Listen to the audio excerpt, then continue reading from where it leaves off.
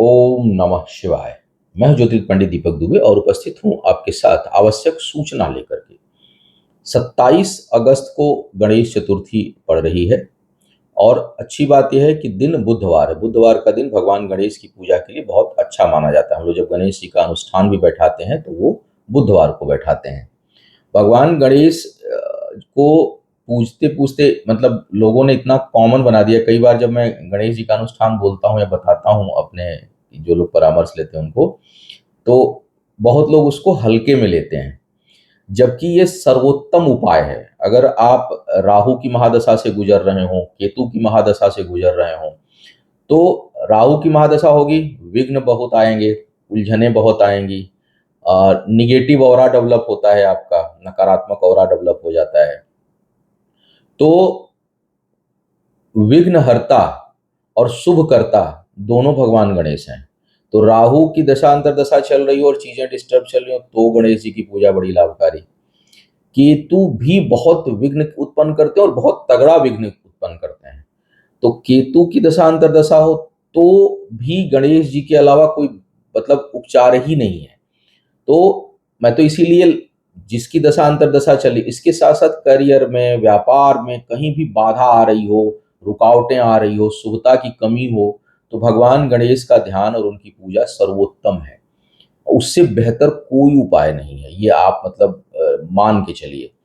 तो लेकिन अब चूंकि हम लोग लगाने लगे हैं, मैंने हमको लगता है कि गणेश जी का तो घर के ही हैं, इनका पूजा क्या करना। कोई बड़ी चीज बताएं तो कुछ ऐसा नाम ले टेढ़ा सा जो बड़ा काम आए, या तो हम लोग क्या करेंगे, हम रोज राहु का जप करने लगते हैं, रोज केतु का जप करने लगते हैं।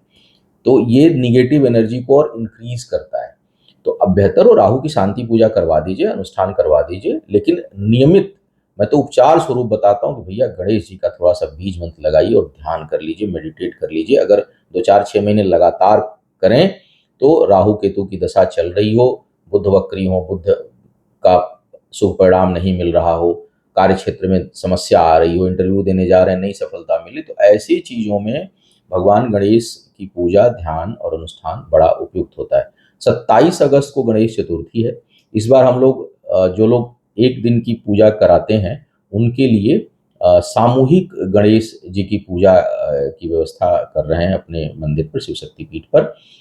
उसकी बुकिंग हमारी साइट से चल रही है, आप लोग करा सकते हैं। और जो लोग गणेश जी का पूर्ण अनुष्ठान कराना चाहते हैं तो वो 27 से पहले वाला जो बुधवार है उससे उससे लेकर के, क्योंकि पूर्ण अनुष्ठान 8 दिन का हम लोग करते हैं, तो उसकी बुकिंग भी करा सकते हैं ताकि गणेश चतुर्थी के दिन उसका समापन और हवन हो सके। तो अगर आपके करियर में बाधा आ रही है, आपके राहु या केतु की दशा अंतर्दशा प्रत्यंतरदशा चल रही हो, उसमें आप परेशान हो, बुध ठीक ना हो आपकी कुंडली में, तो बुध के साथ साथ जो है वो गणेश जी का अनुष्ठान बहुत लाभकारी है। तो एक तो जो लोग सामूहिक पूजा कर, और वैसे भी कई बार लोग पूछते हैं कि सर वैसे काम क्या करूं गुरुदेव कि चीजें ठीक रहें।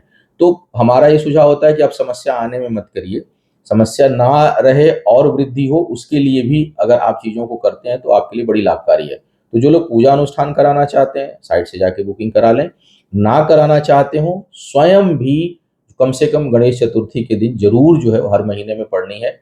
आप जरूर थोड़ा ध्यान स्फटिक के माला का प्रयोग करें और गणेश जी के बीज मंत्र से जो है या उनके नाम से थोड़ा ध्यान मेडिटेशन करें, साउंड लगा लें और साथ में रिसाइट करें।